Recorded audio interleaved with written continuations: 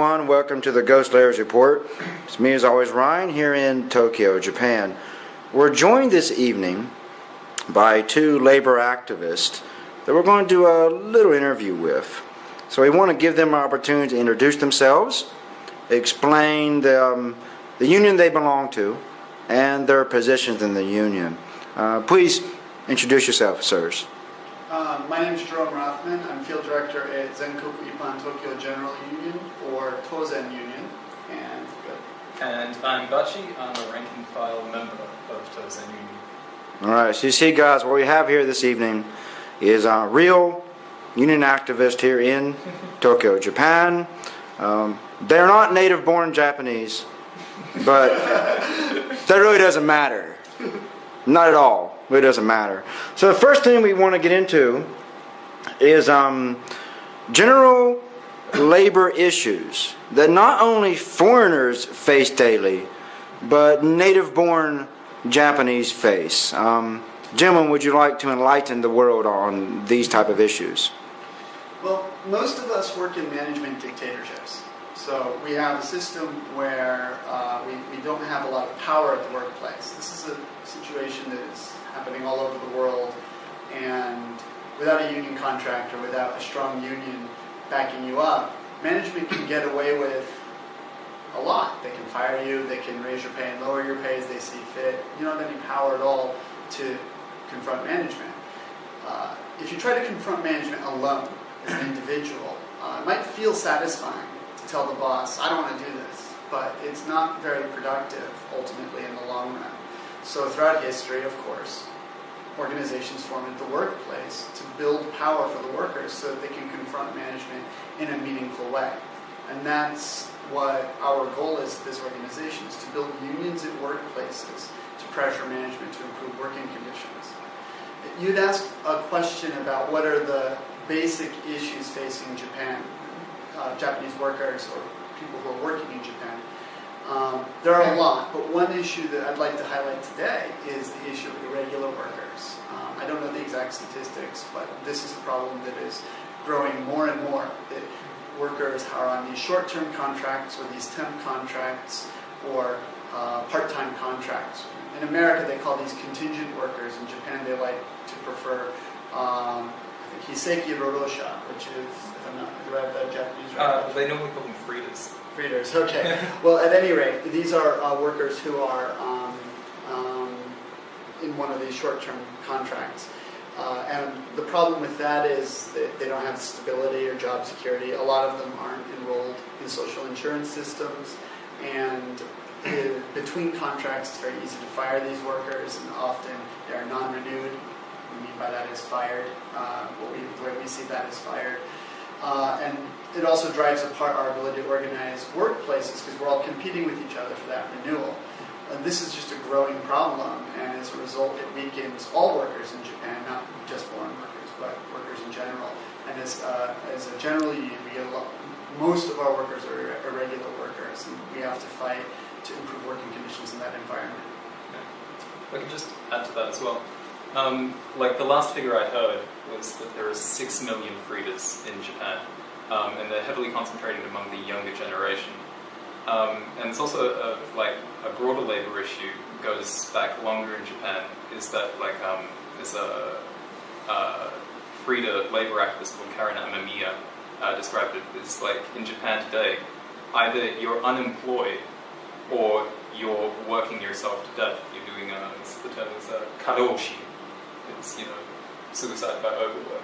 So it's really like you're in one of these two extreme poles. It's a very irrational labor setup. A lot of people have the impression of Japan as being kind of stable, having a lot of stable workplaces.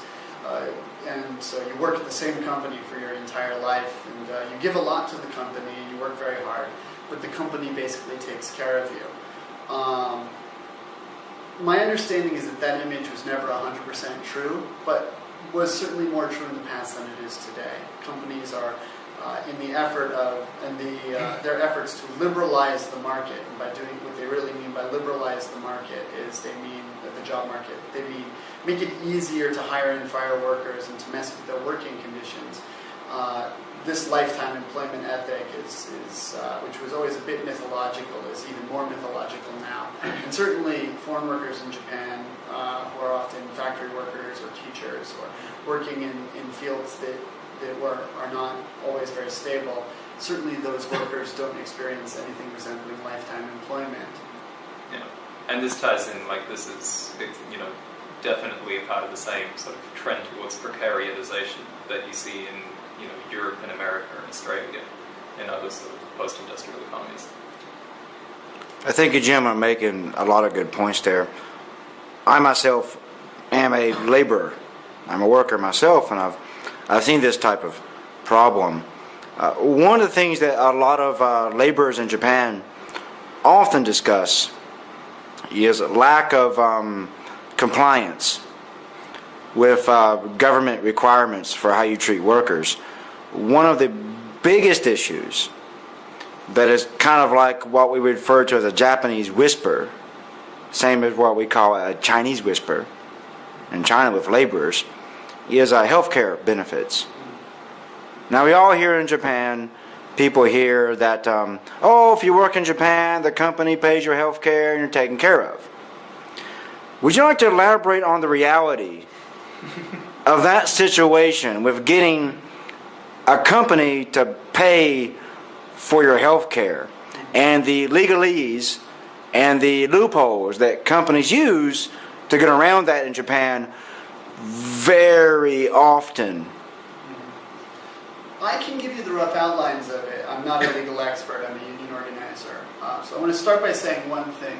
Unions are not cops. Our goal is not to get the companies to meet the legal minimums of workplace law, because if that's the case, then what's going to happen is you're going to be paid minimum wage, you're going to get the bare minimum vacation time, and perhaps you'll get your health insurance enrollment, but our job is to improve working conditions above and beyond the law through our solidarity actions at the workplace.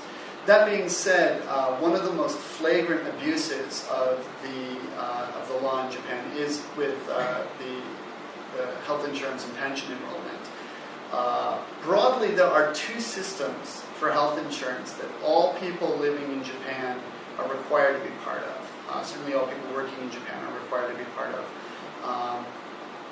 This is not the most technical answer, but one of the systems is called the Shikai Hoken system, and the other system is called the Kokumin Kenko Hoken or Kokumin Nenkin system. Okay? In the second system, you're not a worker as such. So you go to the town hall and you enroll in the pension and the healthcare system, and you pay all of it. That's the basic idea. So you pay all the premiums for your healthcare and pension. Most foreigners who do that probably enroll in the health insurance, but not the pension. And they think the health insurance coverage is about the same as if your employer enrolls you. Okay?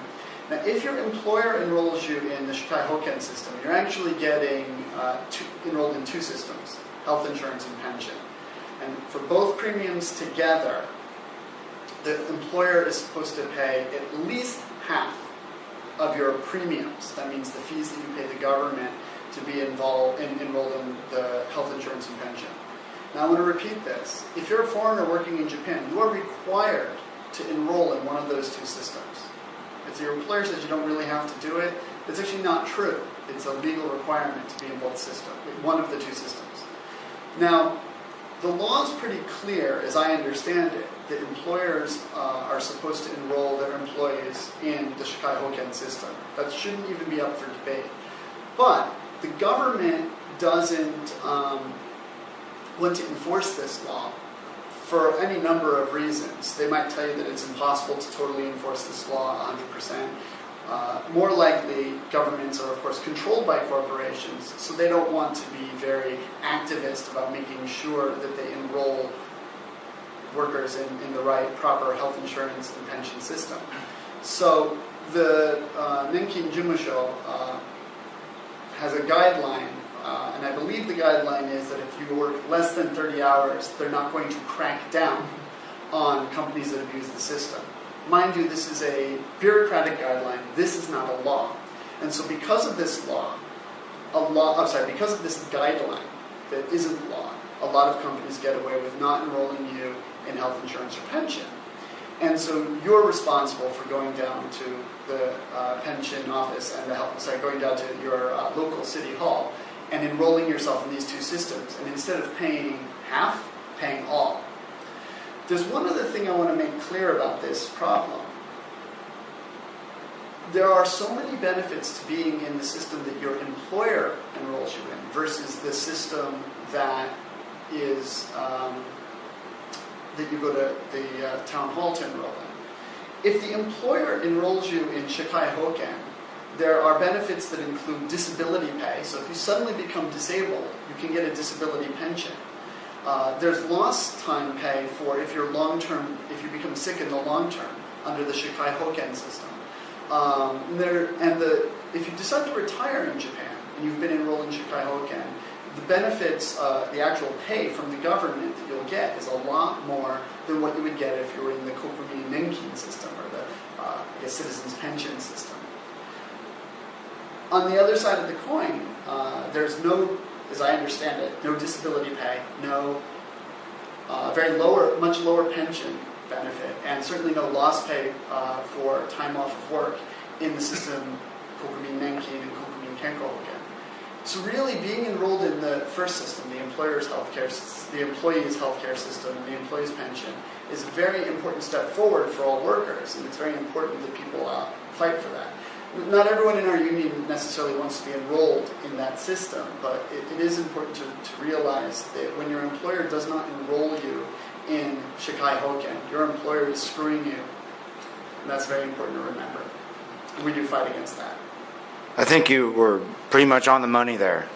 Like I said, I'm also a laborer in Japan, a worker in Japan, and I've seen the effect of that. So you're totally well spoken there, totally right. I felt a bit rambly, so I apologize. Oh no, you're informing the masses. That's absolutely amazing. I think everyone who sees this will appreciate that. Yeah, there you go. Hello, masses. Right. So the next thing we want to get into, we want to talk about recent union successes in Japan, especially with the union that you guys are involved in.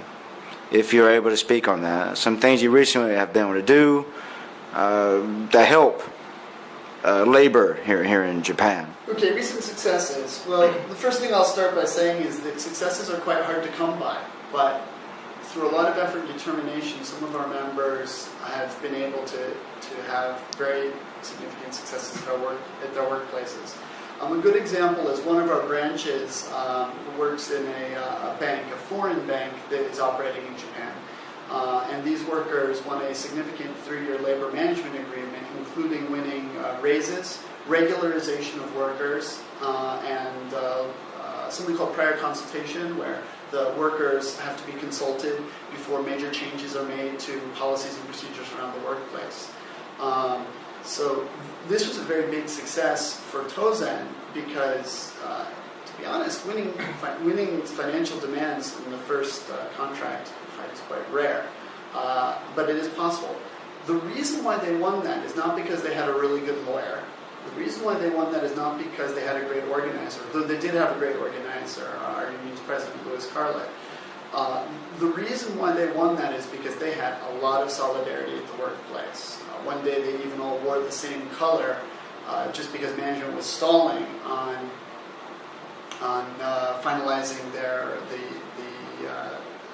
labor management agreement.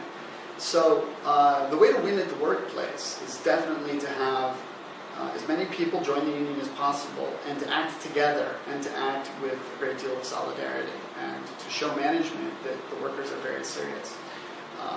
So that's one big example of the kind of activism at the workplace that can win real gains for workers.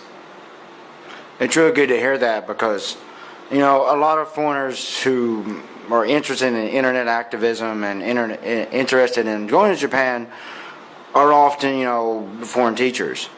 So the story you don't hear a lot of times is people who are here who are not teachers. People are here as bankers or as dishwashers. People here are working in bars.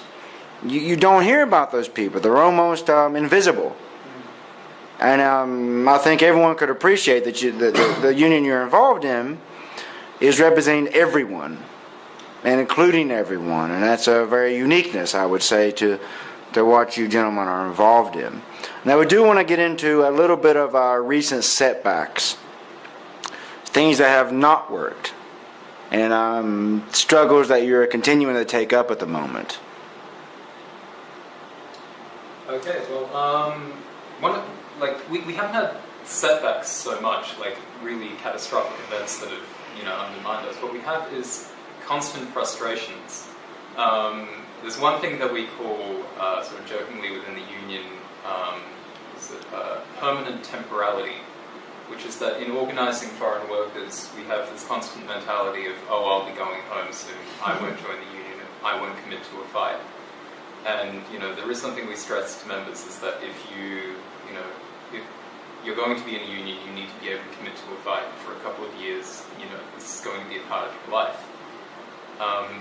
The other problem we have is that there are a lot of attitudes towards unions and labour that both Japanese people and foreigners in Japan have, which, really make it more difficult for us to organise. One of the most common ones is the belief that unions are a sort of a last resort organisation. So, if you do, a lot of people do kakekomi, which is like you get fired, you join a union, and you ask the union to negotiate on your behalf. What we really prefer people to do is to take a more sort of solidarity unionism approach, where they would, join and organise in advance, and, be proactive in trying to, win demands of the workplace. So, it's a real sort of a long-term education struggle in that regard. That's one of their greatest challenges. Just to add to that, yeah, we do get a lot of workers come in, and something's already happened. And so, if I were to advertise, and I'm not very good at advertising the union, but if I were to advertise, I would say, are you happy at your workplace? Do you enjoy your job? Do you take pride in your work? Do you want to stay in Japan a good long time? Do you want to improve things at your workplace? That's a great place to be in, to join a union. I think many people think that unions are there for workers that have it bad. And of course, unions are there for workers that have it bad. But it's very important, if you have it good, to organize. Or if you're a worker at all, in any circumstance, to organize. If it's already too late, if you've already been fired, or things have gotten so bad at your workplace that it's going to be very difficult to fight and win anything except as an individual, of course you're welcome to join Tozen. We welcome all workers who want to fight to improve working conditions. But the best way to join Tozen is to join with the intention of building a branch at your workplace and building an organization at your current, with people that you know and trust and can have solidarity so that you can confront management. That's the most important thing. So I don't want to discourage workers who've had trouble from coming in. Of course, please come in, and if you join the union, you can get advice and all that. But as far as actually improving your working conditions, it's really good to be committed to your workplace. So at the very least, really good to be committed to building your next workplace if you're going to leave that job. That's very important. And also remembering that a union is not a help center. There are help centers in Japan. There's Rodo Kijun Kantokusho, which is Labor Standards Office. There's another one whose Japanese name escapes me, probably more from nervousness of being interviewed, but it's Labor, I think it's Rodo Sodan Joho Center, so Labor Consultation Information Center. There are lots of organizations that do that, and they're good organizations, but those are government organizations, so they're not always good. But there are good organizations that are out there to provide support and help. That's not what we are. We are a union. We build organizations at workplaces so that we can actually win concessions from management, build powerful workers. So if you're prepared to do a lot of work, if you're prepared to be an activist, you should join this union. If you're looking for a cheap help center, this isn't it. They do exist, this is not it. So please come prepared to work, because we're all working very hard on improving working conditions in Japan, and it is not an easy job. Okay, gentlemen, the last thing we do want to touch on is a building movement that's been going on for several years, and apparently it seems it's got quite large. It's the dispute happening at Berlitz. Now, Berlitz is a privately run English language school, and the teachers there have had quite a fight. What can you tell everyone who watches this generally about how that started, and what are their issues, and what's happening with that movement? Sure. Just to clarify right off the bat, this is a dispute involving a different union, and we do have, I think we have one member of the Berlitz Union in our union, but and neither of us are exactly experts on this particular dispute, but we can speak a little bit about it because we do feel it's a very important dispute. Essentially, there was a court case that started a number of years ago where executives of the Berlitz Union, which is the name Bergunto, were sued because the Berlitz management charged that the strike was illegal, and there were certain elements of the strike that were not consistent with Japanese labor law. And this lawsuit was for millions of dollars, for millions of yen, millions of dollars. Do you know how much the lawsuit was for? No, it's escaped me. For a lot of money, so there's no way any of the people who are involved in this could have reasonably paid for this, for the damages of the lawsuit. What ultimately happened was that the court, in a very strongly worded verdict, defended the Berlitz Union's right to strike. Now, why did the Berlitz Union strike? Well, as I understand it, it was for pretty standard things. They wanted improved wages. They wanted, and they wanted to have they wanted. I don't know actually some of the contract details of it. Do you I'll just pull up that in. Originally, Berlitz, way back in 1990, when a lot of the people first started working there, was an incredibly good place to work. Like the wages were incredibly high. It was like over 350,000 yen a month. Like some people were making sort of six-figure salaries, like in American dollars.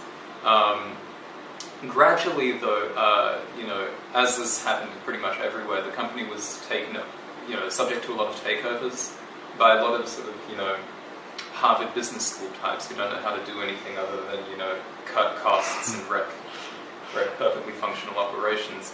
And so gradually they started asking people to put more hours in, and that, wages would be slightly less and slightly less and slightly less, and, benefits would be cut.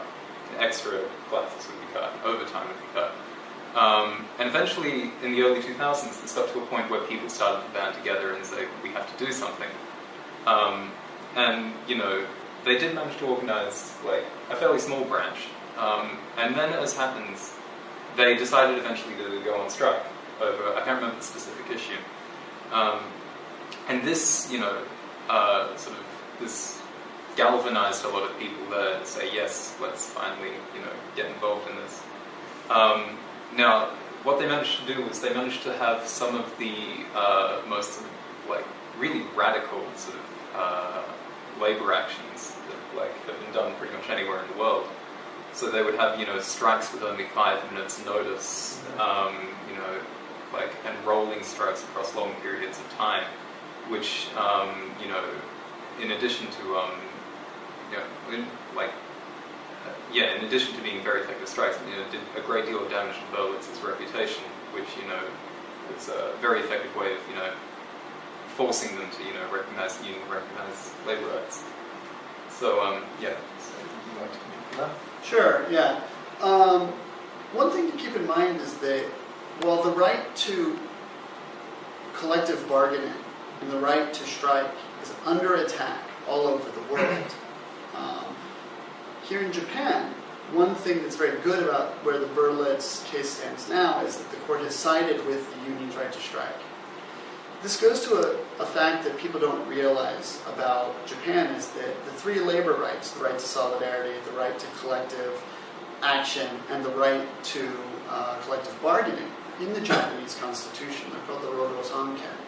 And because these rights are in the Constitution, it's very difficult in Japan for companies like Berlitz to attack the right to strike. So even the kinds of strikes that Bachi here was talking about, we're still protected by Japanese labor law. This is extremely important. The right to strike is the fundamental leverage that a labor union has to be able to pressure management to negotiate in good faith and to recognize the power that workers have after they've organized there. If you don't have the right to walk off the job in an organized way, then a union is toothless. And because the court recognized this, even though the striking methods were a bit unstandard, they were still consistent with Japanese labor law.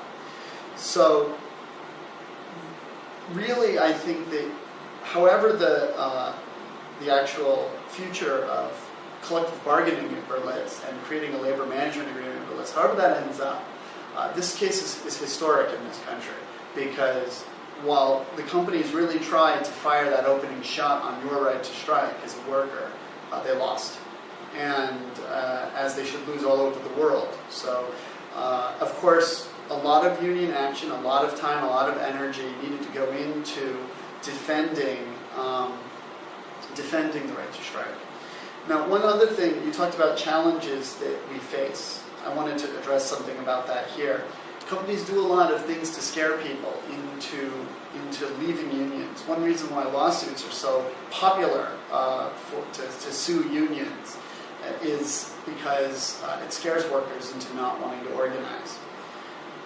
You saw this happen in the recent Chicago strike. Rahm Emanuel, a Democrat, decided that he would take the teachers to court because they were striking, and he wanted to call the strike illegal. This is a very common thing. There's a real threat that might work in a country like the United States, but in Japan, it didn't. It didn't work at all, and it drug out for a couple of years, whereas it could have happened very quickly in the United States. So when you think about how important the right to strike is and how quickly people are willing to use the court system to try to destroy the only leverage workers have against their employers, is it's a very serious issue. And the Berlitz Union did a very good job. The Gunta did a very good job standing up to that bullying, and they deserve to be commended. And everyone in the Japanese labor movement has a great deal to be thankful for their hard work. I think there's not much more to say after that. I want to thank you gentlemen very much for your time today. I know that you're both busy and you have your own lives, and I think everyone who watches this appreciates.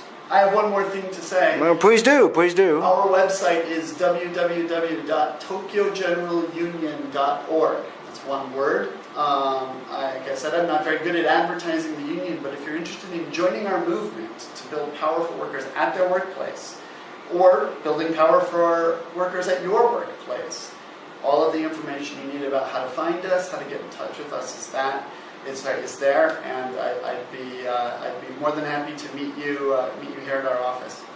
All right. No problem there. No problem promoting any union. So again, we want to say, guys, you guys have pretty much said it all. Very straightforward. Again, we want to thank you for your time. We know you're both busy. You have your own lives. And yes, everyone that watches this, join a union. Join your local union.